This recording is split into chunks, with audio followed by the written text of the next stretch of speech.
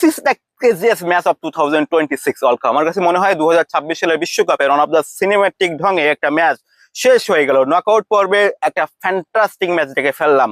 তবে Portugal supporter যারা ছিলেন তাদের কলিজার ভিতর পানি ঠিক মতো ছিল কিনা আমি জানি না। তবে দিন শেষে যারা রিয়াল মাদ্রিদ ফ্যান তাদের ভিতরে হয়তো এই ম্যাচটা একদিকে হতে পারে খুশির কান্না, আরেকদিকে বলতে পারেন একদিকে শোকহাতের কান্না হয়েছে। কেননা একদিকে আমরা কিংবদন্তি ক্রিস্টিয়ানো রোনাল্ডোকে হয়তো দেখেছি যে ভাই রাউন্ডস এই 32 থেকে রাউন্ড 16 তিনি চলে গেছেন, কিন্তু লুকা মদ্রিচকে আমাদের বিদায় জানাতে হয়েছে। এই মানুষটা 2026 সালে শেষবারের মতো বিশ্বকাপ খেললেন এবং তিনি কিন্তু শেষে হাসি মুখে বিদায় দিলেন। বললেন, দেখো, পুরুষ কখনো কাঁদে না, পুরুষ সব সময় হাসে।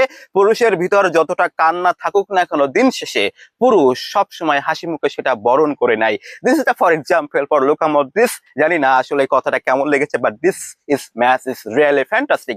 বাট কথা হচ্ছে ভাই, দিন শেষে আজকের ম্যাচটা আমার জন্য খুবই মর্মাহত ছিল। আমি এই কারণে আজকের ম্যাচে কোনো পোস্ট কিচ্ছু করি নাই। অনেকে বলেছেন কেন পোস্ট করতেছেন না, কেন কি কিছু, এইটাই ছিল আমার সবচেয়ে অ্যাবসলিউট অ্যানসার। তবে দিন শেষে অনেক ডিসিশন হয়েছে, কন্ট্রোভার্সিয়াল ডিসিশন হয়েছে। যে ডিসিশন অফসাইডের ডিসিশন হইতে পারে প্লান্টি ডিসিশন। অনেকে বলতে পারেন এটা হালাল প্লান্টি নাকি হারাম প্লান্টি। অনেকে বলতে পারেন যে ভাই ক্রোয়েশিয়ার সাথে কি বিগেস্ট স্কাম হইলো না রেভারি হইলো।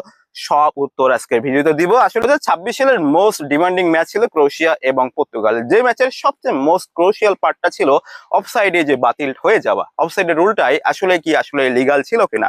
প্রথমত বলি 98 মিনিটের মাথায় যে গোলটা করেছে সেটা হচ্ছে গ্যাভি গোল। এবং কথা হচ্ছে কেন এটা অফসাইডে বাতিল হলো, আসলে কি ঠিক ছিল কিনা।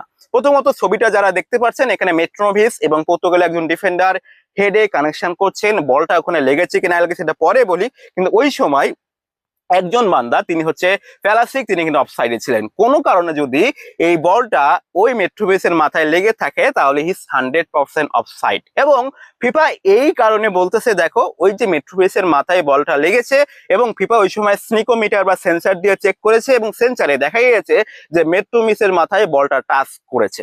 তো 100%। এখন আপনি খালি চোখে বলতে পারেন যে বলটা ভাই টাচ করেনি, তাহলে এই বলটা কি করে অফসাইডে বাতিল হয়ে গেল।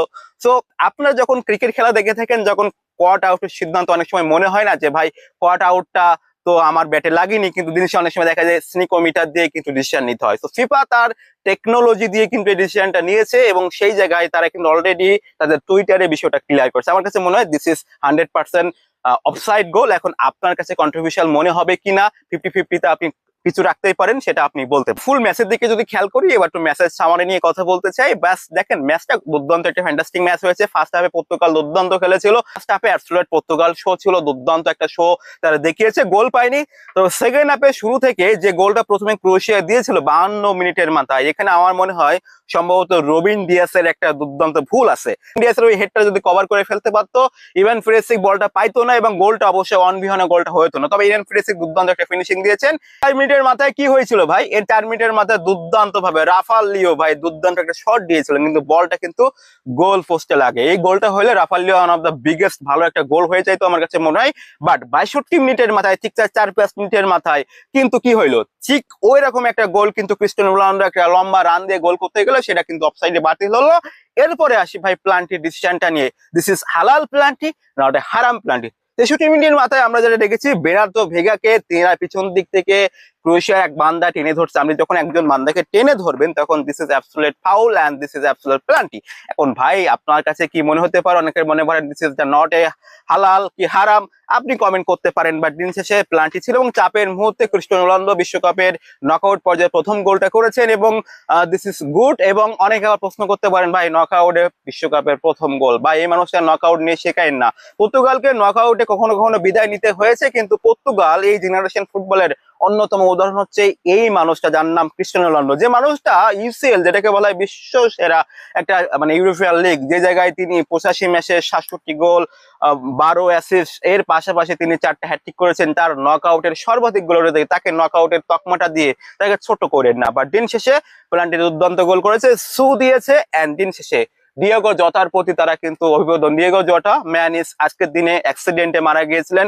এই মানুষটার জন্য আসলে এই মানে পর্তুগাল সাপোর্টাররা সারা জীবন মনে রাখবে। ডিয়েগো জটা পর্তুগালের জন্য এক অনবদ্য অবদান। আজকে যদি বিশ্বকাপে ডিয়েগো জটা থাকতেন, আমার কাছে মনে হয় আরো বেশি বেটার হতো। মনে হয় ক্রোয়েশিয়া তাদের কাছে আমার মনে হয় এই ম্যাচটা খুবই তাদের লাক ফেভার করে নাই। দেখেন 74 মিনিটের মাথায় কোভাসিচ দুইটা শট দিল, একটা লাগলো বারে, একটা লাগলো গোল পাস্টে।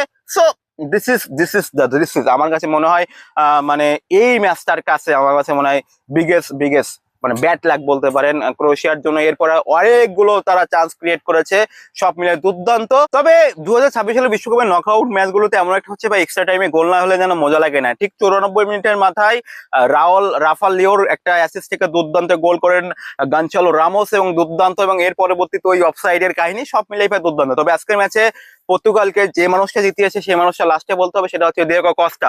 তিনি দেখিয়ে দিয়েছেন ভাই, ডিফেন্স যতটা মানে দুর্বল হোক না কেন ভাই, আমি আছি, তোমরা যতই মারো না কেন আমি সেভ করে দেবো। এবং দিয়েগো কস্তা হ্যাটস অফ। সব মিলে ফ্যান্টাস্টিক একটা খেলা দেখলাম।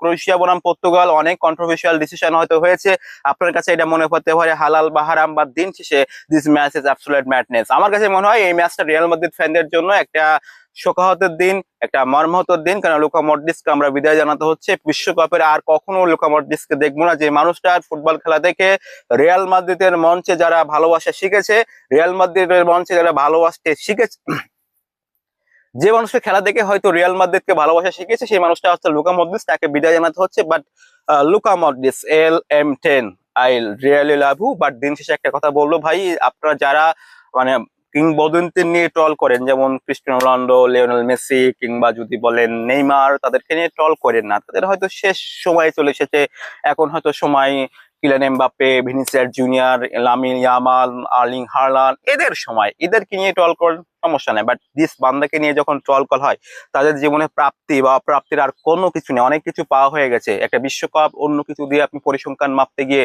তাকে নিয়ে ট্রল করতেছেন, দিস ইজ নট এ।